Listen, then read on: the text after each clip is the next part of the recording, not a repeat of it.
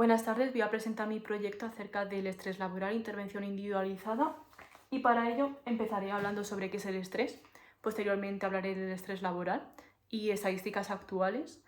y posteriormente hablaré sobre las propuestas de intervención para afrontar el estrés laboral y por último la discusión de mi proyecto.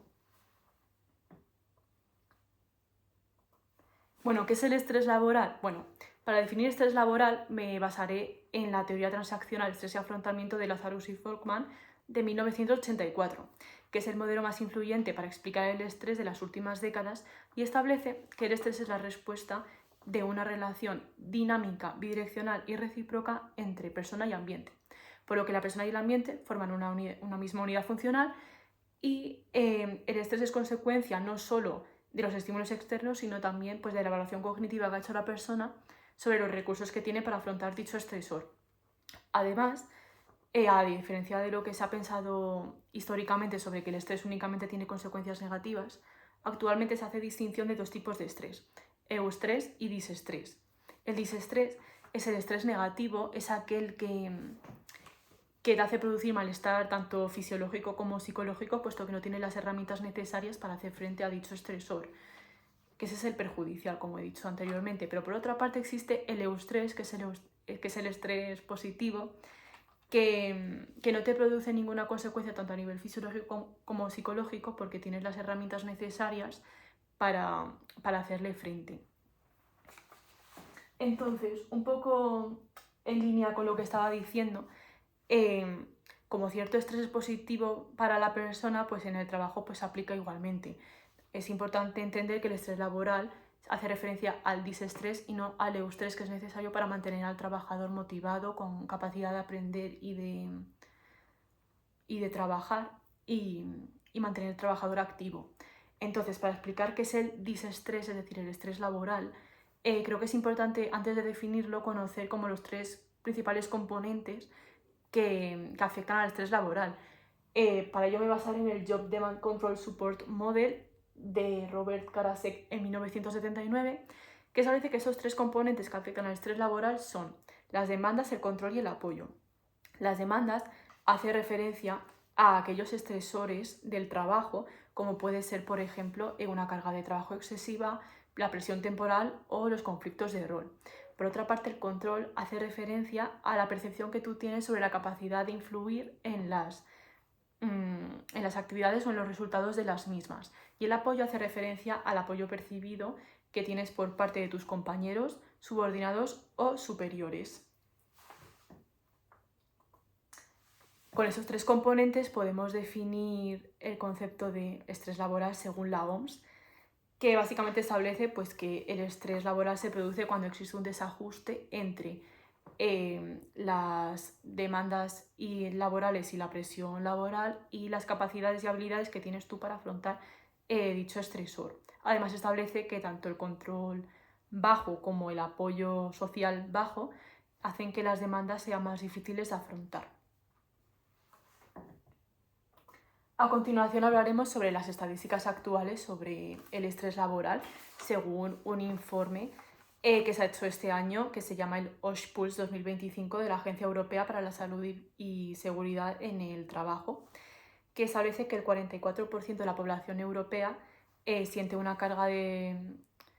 sobrecarga de trabajo y presión temporal severa, que este porcentaje aumenta a un 50% en el sector sanitario.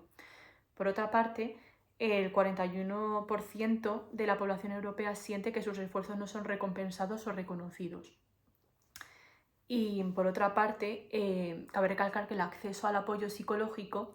difiere entre microempresas y macroempresas, puesto que, por ejemplo, las macroempresas se ha demostrado que un 66% de los empleados tienen acceso a estos recursos, frente a las microempresas, que ese porcentaje solo se da en un 42%. Sufrir estrés laboral tiene una serie de consecuencias tanto a nivel psicológico como a nivel fisiológico. A nivel psicológico, el estrés se manifiesta de diferentes formas, como por ejemplo en un bajo rendimiento,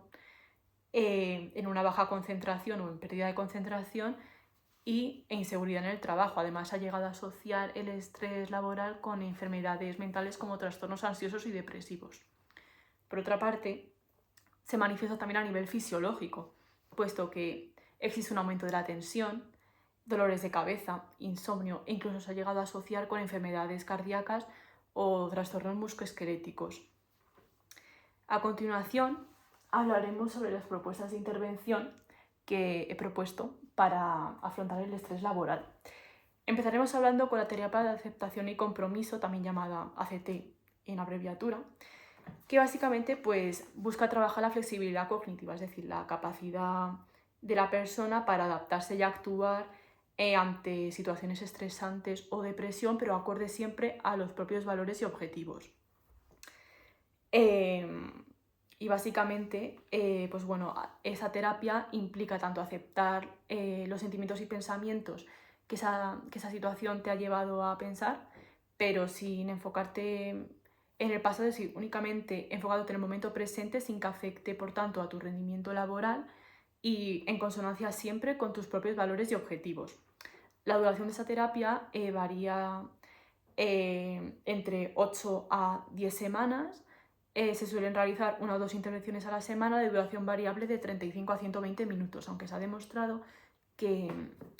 la mayor eficacia de este tipo de terapias es cuando son más de 8 semanas de aplicación. A continuación hablaremos sobre el mindfulness, que básicamente es una técnica o una intervención para el estrés laboral basada en la atención plena en el momento presente, atendiendo tanto a los estímulos externos como pueden ser, por ejemplo, sonidos y demás, y también a estímulos internos como por ejemplo pues, los sentimientos, pensamientos y emociones. Además, los beneficios de esta terapia es que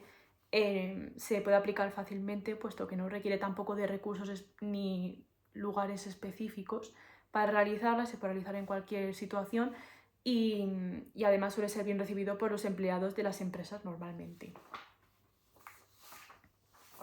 Además, se ha demostrado que los efectos del mindfulness son similares a los de otro tipo de terapias, como por ejemplo la cognitivo-conductual o la terapia de relajación. Y se ha demostrado que los efectos de una terapia de mindfulness, o una intervención de mindfulness mejor dicho, pueden durar hasta 12 meses después de su aplicación. Y bueno, entre los programas más destacables del mindfulness encontramos el MBSR Mindfulness, que es el Mindfulness Based Stress Reduction, que aunque es muy costoso respecto al tiempo y es poco flexible para los empleados, ha demostrado que es la técnica más eficaz. Y se trata pues, de un programa que se realiza en grupo, pero es intervención individual, de duración de 8 a 10 semanas, que pues, combina diferentes técnicas como la meditación, el yoga consciente y ejercicios de atención plena en situaciones cotidianas y sociales. Y básicamente los participantes practican esa terapia durante 45 minutos todos los días, pero acuden a sesiones semanales de 2 horas y media. Ahora hablaremos sobre el contacto con la naturaleza, puesto que recientemente se ha demostrado que el contacto con la naturaleza, por ejemplo, pues, plantas o sonidos de pájaros o de olas del mar, tiene efectos beneficiosos para afrontar el estrés laboral en las empresas. Existen 2 teorías que son la Tension Restoration Theory o Stress Recovery Theory, que establecen pues, que gracias a estos elementos naturales que son captados involuntariamente por las personas, pues son capaces de tener una reacción como de estar ausente que hace que se alivie el estrés, o sea, que hace que la persona sienta un alivio de las demandas sobre el estrés laboral y que sea capaz, por lo tanto, de recuperar sus recursos cognitivos y emocionales.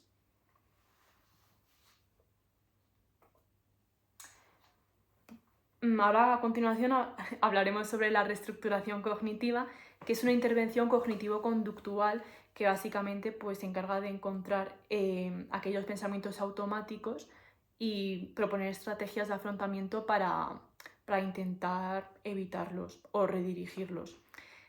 Y existen 2 técnicas de reestructuración cognitiva eficaces, o bueno, las más eficaces, que son la reestructuración cognitiva basada en el perdón,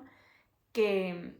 bueno, básicamente pues, es útil cuando existen ofensas interpersonales, puesto que permite reinterpretar las intenciones del otro y pues reducir el enfado persistente acerca de ese suceso. Y luego, por otra parte, tenemos la reestructuración cognitiva basada en el relato en la escritura expresiva de eventos estresantes y traumáticos, que a pesar de que al principio puede causar malestar a la persona, pues ayuda a dar sentido de coherencia a la situación y también permite pues otorgar una narrativa significativa a ese suceso.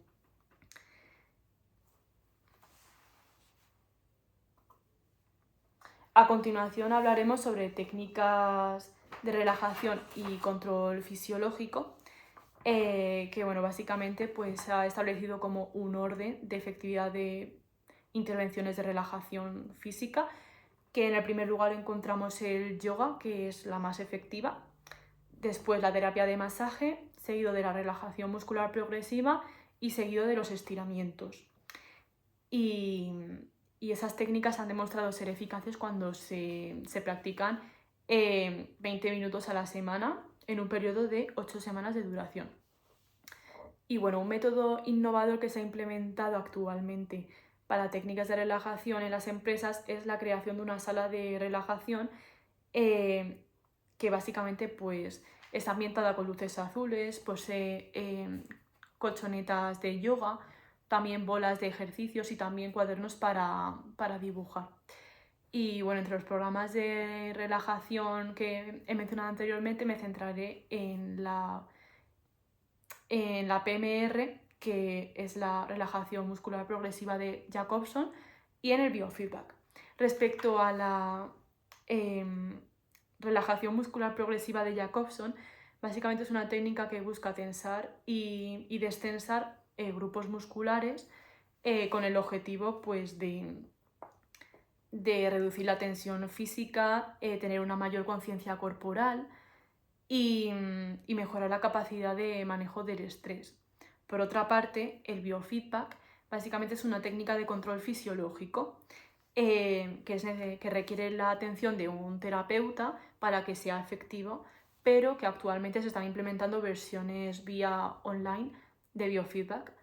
que también pues, muestran ser eficaces, aunque lo ideal es el primer método que he dicho.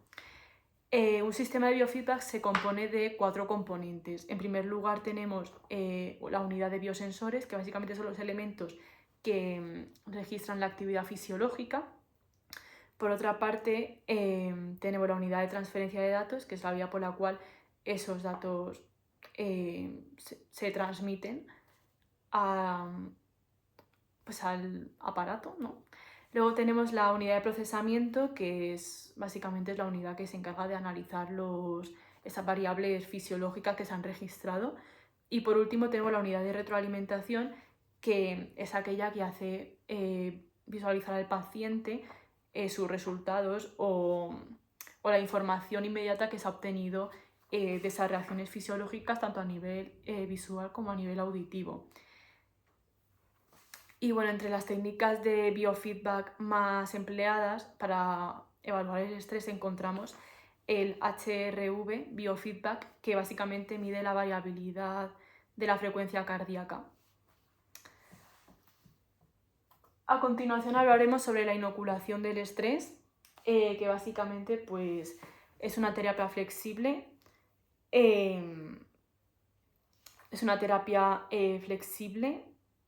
Personalizada y multidimensional, que básicamente se adaptan tanto a la persona como al tipo de estrés. Y su objetivo pues, es enseñar a la persona diferentes técnicas para afrontar situaciones estresantes y de alguna manera como elegir aquellas más adaptativas para ella para afrontar esa situación, pero siempre atendiendo a la persona y al tipo de estrés. Y básicamente pues, la inoculación del estrés se compone de 3 fases interrelacionadas, que son la fase conceptual o educativa, en la que pues, establece una alianza entre terapeuta y paciente, que su objetivo pues, es comprender la naturaleza del estrés, cómo se manifiesta y evaluar los recursos que la persona tiene para afrontar estos estresores. Luego tenemos la fase de adquisición y consolidación de habilidades, que básicamente pues, se practican habilidades intra e interpersonales de afrontamiento. y se pueden desarrollar estrategias de afrontación directa como resolución de problemas mismamente o también y también estrategias de afrontamiento emocional o paliativo, que puede ser pues mindfulness o recuadre cognitivo. Y luego por último tenemos la fase de aplicación y seguimiento, que básicamente el paciente aplica las habilidades aprendidas ante estresores reales. Por último, hablaré sobre la discusión de mi trabajo, las conclusiones a las que he podido llegar, que básicamente es que el estrés es consecuencia de una relación entre persona y ambiente,